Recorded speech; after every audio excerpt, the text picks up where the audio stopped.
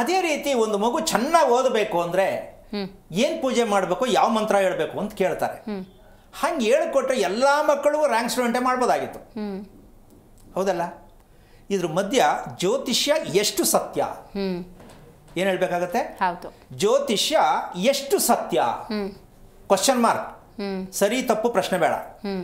ಜ್ಯೋತಿಷ್ಯ ಎಷ್ಟು ಸತ್ಯ ಅಂದರೆ ಮುಹೂರ್ತವನ್ನು ಕಂಡಿಡಿತಕ್ಕಂಥ ನಾವು ಆ ಮುಹೂರ್ತಕ್ಕೂ ಮದುವೆಗಾಗಲಿ ಶುಭಕ್ಕಾಗಲಿ ಯಾವುದೇ ಸಂಬಂಧಗಳು ಇಲ್ಲಿವರೆಗೂ ಸಿಕ್ಕಿಲ್ಲ, ಸಿಗ್ತಾನೂ ಇಲ್ಲ. ಹಾಗಿರಬೇಕಾದ್ರೆ ಜ್ಯೋತಿಷ್ಯಕ್ಕೆ ನಾವು ಅವಹೇಳನವಾಗಿ ಮಾತನಾಡ್ತಕ್ಕಂಥ ವಿಚಾರ ಅಲ್ಲ, ಅದು ಇಲ್ಲ ಅಂತ ಹೇಳ್ತಕ್ಕಂಥದ್ದಲ್ಲ. ಅದನ್ನು ನಾವು ಸತ್ಯವಾಗಿ ರೂಪಿಸೋಕ್ಕಾಗಿದೆಯಾ? ಸತ್ಯ ಇದೆ, ಜ್ಯೋತಿಷ್ಯ ಸತ್ಯ ಇದೆ, ಎಷ್ಟು ಸತ್ಯ ಅಂತ ಕೇಳಬೇಕಾಗತ್ತೆ. ಅದನ್ನು ನಿರೂಪಣೆ ಮಾಡೋದಕ್ಕೆ ನಾವು ತುಂಬ ಹಿಂದೆ ಹೋಗಿದ್ದೀವಿ.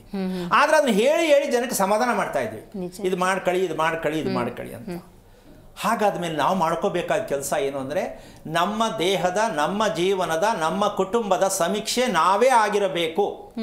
ಆಗ್ಬೋದಲ್ಲ? ಹೌದು, ಖಂಡಿತ. ಈ ಬೇರೆಯವ್ರ ಮೇಲೆ ಡಿಪೆಂಡ್ ಆಗೋದ್ರಿಂದ ಸರಿ ತಪ್ಪು ನಮಗೆ ತುಂಬ ಕಷ್ಟ ಆಗುತ್ತೆ.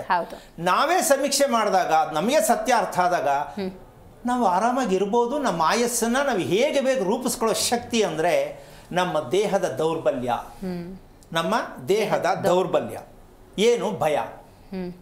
ಅದು ಹೋದರೆ ಆಟೋಮೆಟಿಕ್ಕಲಿ ನಿಮ್ಗೇನು ಸಮಸ್ಯೆಗಳು ಕಂಡೇ ಬರಲ್ಲ.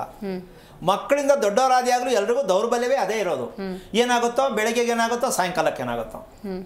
ಸೊ ಮಕ್ಕಳು ನಾವು ಚೆನ್ನಾಗಿ ಓದ್ತೀವಾ ಇಲ್ವಾ, ಅಪ್ಪ ಅಮ್ಮನ ಕೈಲಿ ಬೇಯಿಸ್ಕೋಬೇಕಾ ಇಲ್ವಾ, ಈ ದೌರ್ಬಲ್ಯ ಹೋಗ್ಬೇಕಾ ಬೇಡವಾ? ಹೋಗಬೇಕು. ಈ ಹೋಗಲಾಡಿಸೋದಕ್ಕೆ ನಮ್ಮ ಪ್ರಯತ್ನ ಏನಾದ್ರು ಇಲ್ಲಿವರೆಗೂ ಸಕ್ಸಸ್ ಆಗಿದೆಯಾ? ಅದು ಕೆಲವ್ರಿಗೆ ಆಗಿರಬಹುದೇನೋ, ಬೇಡ ಇಲ್ಲ ಅಂತ ಹೇಳೋದು ಬೇಡ, ಕೆಲವ್ರಿಗೆ ಆಗಿರಬಹುದೇನೋ.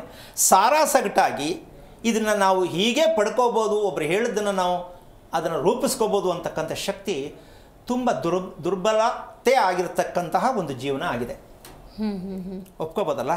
ಸೊ ಈಗ ನಾವು ವಿಚಾರಕ್ಕೆ ಬರೋದೇ ಆದರೆ ಮನೆ ಕಟ್ತಕ್ಕಂತಹ ಒಂದು ಲೆಕ್ಕಾಚಾರದಲ್ಲಿ ಸಾಮಾನ್ಯವಾಗಿ ಗೊತ್ತಿರ್ತಕ್ಕಂಥ ವಿಷಯ, ಈಶಾನ್ಯವನ್ನು ನಾವು ಸ್ವಲ್ಪ ಮುಂದೆ ಜಾಸ್ತಿ ಇಟ್ಕೊಂಡ್ರೆ ಮನೆಗೆ ಒಳ್ಳೆಯದು ಅಂತ ಕೇಳ್ಪಟ್ಟಿದ್ದೀವಿ.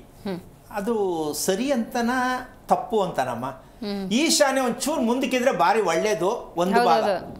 ಆಮೇಲೆ ಸೈಟು ಸ್ವಾಮಿ ನಮ್ದು ಒಂದ್ ಸ್ವಲ್ಪ ಈಶಾನ್ಯ ಜಾಸ್ತಿ ಬೆಳೆದಂಗೆ ಅದೇ ಸ್ವಾಮಿ ಭಾರಿ ಒಳ್ಳೇದಂತೆ ನಮ್ಗೆ.